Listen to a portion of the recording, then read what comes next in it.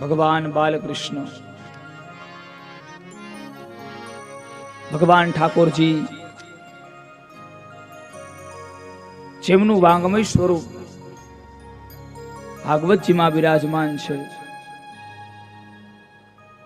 એ ભાગવતજીના ચરણોમાં કોટી કોટી વંદન. અહીંયા આવાહિત સ્થાપિત પૂજિત સર્વે દેવી દેવતાઓના ચરણોમાં કોટી કોટી વંદન. ઉપસ્થિત સાધુ બ્રાહ્મણો, મહાપુરુષો, સંતો, આપ સૌ શ્રોતાજનો, જેના હૃદયમાં બિરાજમાન પરમ ચેતનાને નમસ્કાર કરી શ્રીમદ ભાગવત પ્રથમ સ્કંદની કથા ચાલી રહી છે.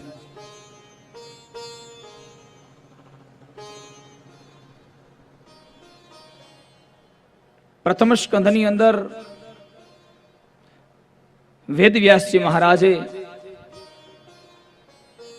સૌ પ્રથમ પહેલા નારદજીના કહેવાથી મહાભારતની રચના કરી.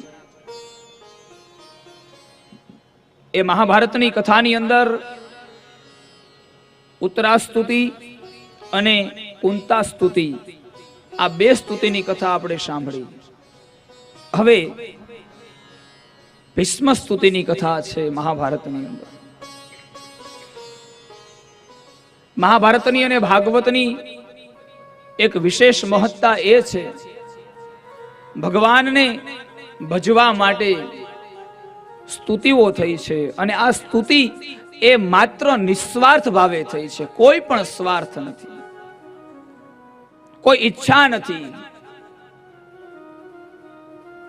કઈ જોતું નથી ભગવાનની પાસે, કઈ માગવું નથી. અને કદાચ માગવાનું થાય તો માં કુંતાએ સ્તુતિ કરી, વિપદઃ સંતુનઃ સસ્વ તત્ર તત્ર જગદગુરુ, હે પરમાત્મા આ સંસારનું દુઃખ મને આપો.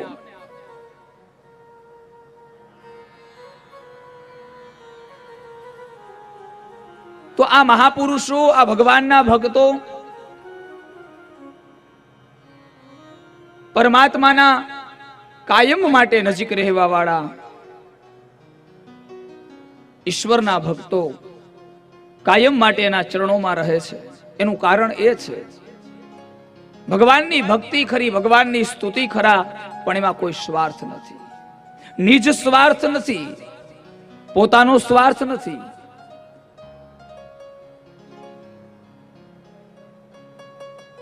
હંમેશને માટે પરમાત્માનું શરણ મળે, ભગવાનની ભક્તિ મળે, બસ આ જ મોટું ફળ છે. આપણે ભગવાનની કથા મોક્ષ માટે બેસાડીએ છીએ, મુક્તિ માટે બેસાડીએ છીએ, મોક્ષ માટે આપણે કથા સાંભળીએ છીએ,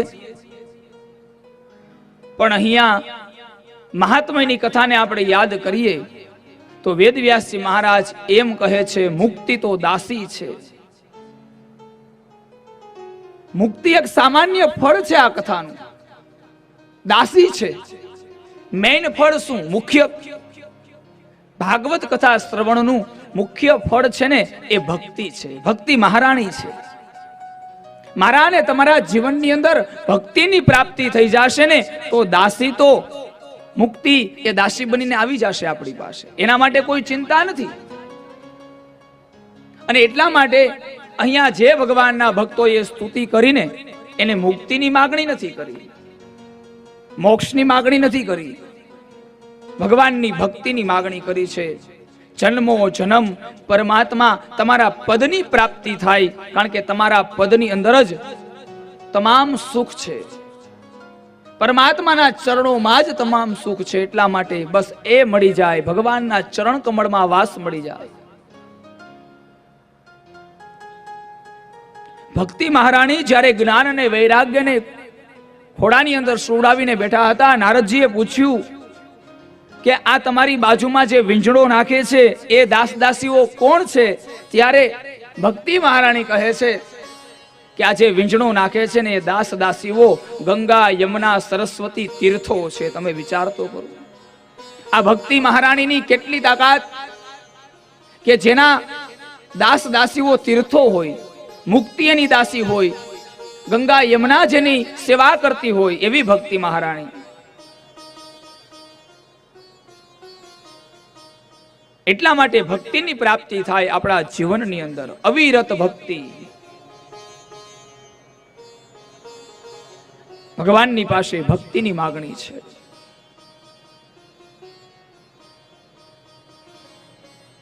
પાંડવો સહિત ભગવાન કૃષ્ણ માતા કુંતાની રજા લઈ અને હવે દાદા ભીષ્મની પાસે જાય છે.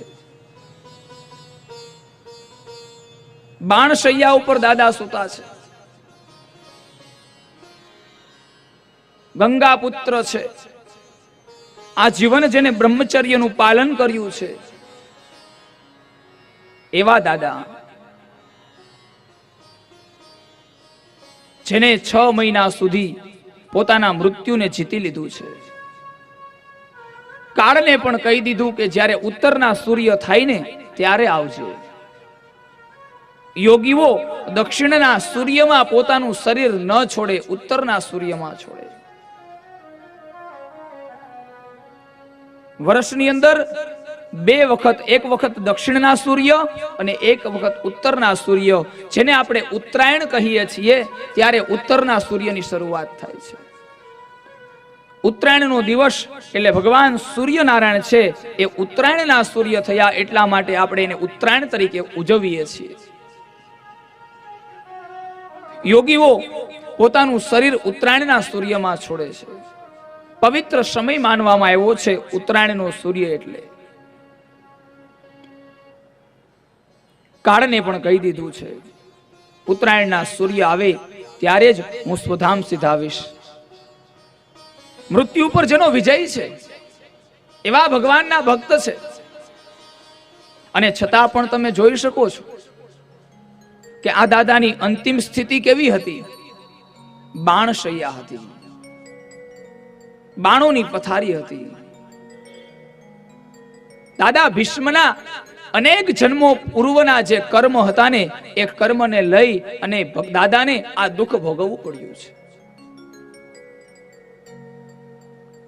અને છતાં પણ આ વાતનું દુઃખ દાદા ભીષ્મને પોતાને નથી કે અંતિમ સમયે મારે આ બાણની પથારી આવી, આ શૈયા આવી. દાદાને નથી આ વાતનું દુઃખ. ભગવાનના જે ભક્તો થઈ ગયા ને એ સુખ ને દુઃખથી પર થઈ ગયા છે. એના જીવનમાં એને કોઈ દિવસ સુખ નથી અનુભવ્યું, એને કોઈ દિવસ દુઃખ નથી અનુભવ્યું. જે પરિસ્થિતિ હોય એ પરિસ્થિતિમાં એ આનંદની અનુભૂતિ કરે છે, કારણ દરેક પરિસ્થિતિની અંદર સચ્ચિદાનંદ સ્વરૂપના એને દર્શન થાય છે. દરેક પરિસ્થિતિમાં સુખ હોય તોય ભલે, દુઃખ હોય તોય ભલે, એના માટે તો પરમાત્મા જ સર્વસ્વ છે, ઈશ્વર જ સર્વસ્વ છે.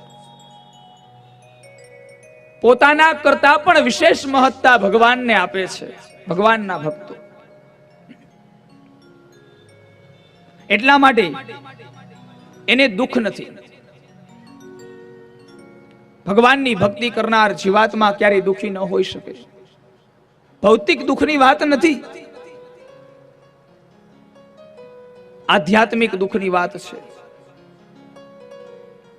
આધ્યાત્મિક દુઃખ એક જ છે, જે ક્ષણે આપણે ભગવાનને ભજી નથી શકતા, ભગવાનનું સ્મરણ નથી કરી શકતા, જે ક્ષણે ભગવાનની કથા નથી સાંભળી શકતા, જે ક્ષણે, એ ક્ષણ આપણા માટે દુઃખદાયક છે.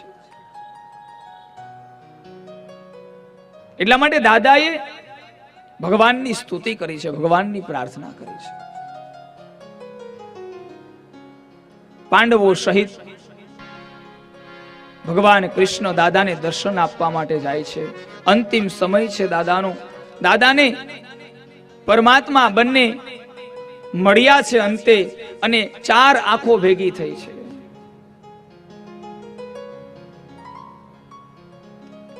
ભગવાન કૃષ્ણ અને દાદાની આંખો એક થઈ.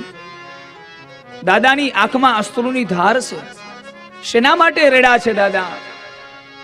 બાણશૈયા ઉપર સૂતા છે એ વાતનું દુઃખ છે એટલા માટે નથી રેડા. દાદા રેડા છે, આનંદના આંસુ છે, એની આંખમાં સુખના આંસુ છે. હે ભગવાન, તમે કેવી કૃપા કરનારા છો, તમે કેટલા કલ્યાણકારી છો, તમે કેટલા દયાળુ છો. કે જીવનમાં જીવાત્માએ કદાચ ગમે એટલા પાપ કર્યા હોય, અંત સમયે તમારું નામ સ્મરણ થઈ જાય તોય તેને તમે મુક્તિ આપો છો, તો આજે મારા કેટલા અહોભાગ્ય કે મારો અંત સમય છે ને તમે સાક્ષાત મારી સામે છો. આ દયા, આ કરુણા, આ પરમાત્માનો ઉપકાર માનવા માટે દાદાની આંખમાં આંસુ છે. હું કેટલો ભાગ્યશાળી છું. પાપીમાં પાપી જીવ તમારું નામ સ્મરણ કરે તો એને તમે મુક્તિ આપો છો, એને તમે ગતિ આપો છો. અને મારા શું એવા કર્મ છે, શું એવા ભાગ્ય છે કે અંતે તમારા દર્શન થયા મને. બસ ભગવાન, અંતે તમે મને દર્શન આપ્યું છે ને, તો મારી એક જ પ્રાર્થના છે, જ્યાં સુધી આ શરીરમાંથી પ્રાણ ન નીકળે ને ત્યાં સુધી તમે મારી નજરની સામે ઉભા રહેજો. મારી અંતિમ ઈચ્છા છે, મારે મોક્ષ નથી જોતો, માત્ર ને માત્ર મારે તમારું શરણ જોઈએ છે. મારે મુક્તિ નથી જોતી, મારે મોક્ષ નથી જોતો, માત્ર ને માત્ર ભગવાન તમારું શરણ, તમારી સેવા, અને જન્મો જન્મ હું તમારી ભક્તિ કરી શકું, તમારો ભક્ત રહું. આ જ